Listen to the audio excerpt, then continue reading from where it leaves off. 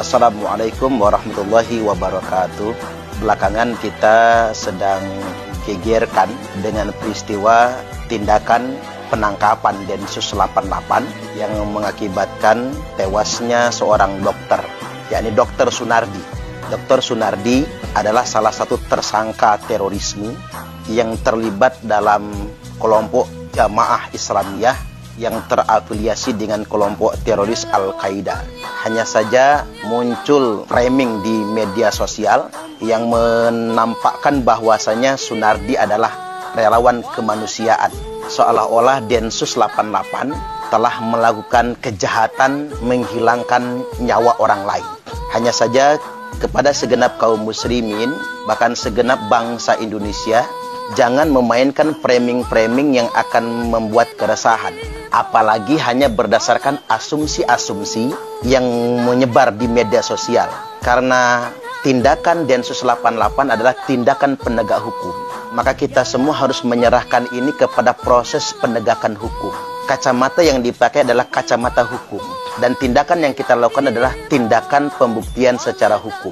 Jadi jangan terpengaruh dengan asumsi orang, jangan terpengaruh dengan framing-framing yang sengaja ingin menyebarkan fitnah dan ketidakpercayaan kepada penegak hukum.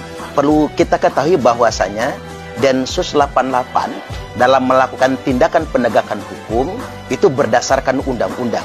Dan orang-orang yang ditindak oleh Densus 88 adalah orang-orang yang secara langsung memang terlibat dalam kegiatan terorisme. Terlebih lagi Dr. Sunardi. Dr. Sunardi ini bukan orang sembarangan.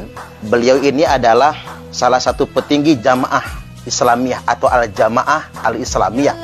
Posisinya adalah sebagai penasihat Amir Jai dan juga dia ada di organisasi yakni HASI yang kepanjangannya adalah Hilal Ahmar Society Indonesia.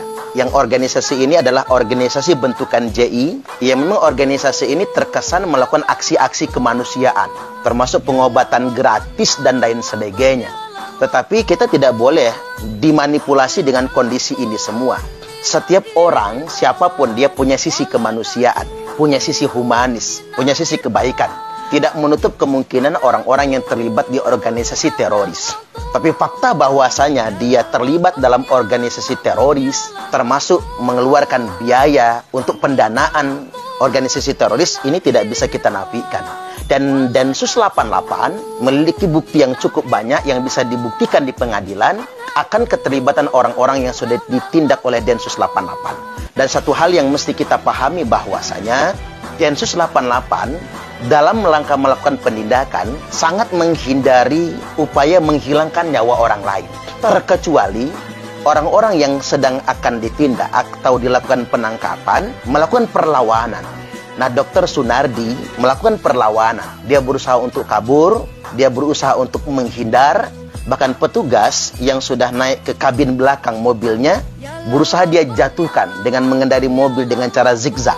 Dan ini kan merupakan sebuah perlawanan terhadap penegak hukum. Maka dilakukan tindakan yang berakibat kepada meninggalnya Dr. Sunardi. Tapi yang mesti kita catat bahwasanya seandainya Dr. Sunardi tidak melakukan perlawanan, dia tidak berusaha untuk kabur dan tidak berusaha untuk mencelakakan petugas, bahkan tidak berusaha untuk membahayakan pengguna jalan yang lain, saya pikir kejadian ini tidak akan pernah terjadi. Tapi ketika ini semua sudah terlanjur, kita sebagai masyarakat Indonesia harus bersikap bijak memandang ini semua. Jangan sampai kita termakan pada framing-framing yang salah, narasi-narasi kebencian yang membuat kita tidak percaya dengan negara. Dan yang terpenting ingin saya tegaskan bahwasanya tidak usah pakai acara pray for Dr. Sunardi. Kalau dibiarkan kabur, dibiarkan dia melakukan aksi-aksinya, bisa-bisa malah jadi pray for Indonesia. Jadi apa yang dilakukan Densus 88 walaupun harus melakukan tindakan paksa adalah upaya menyelamatkan Indonesia dari kejahatan terorisme.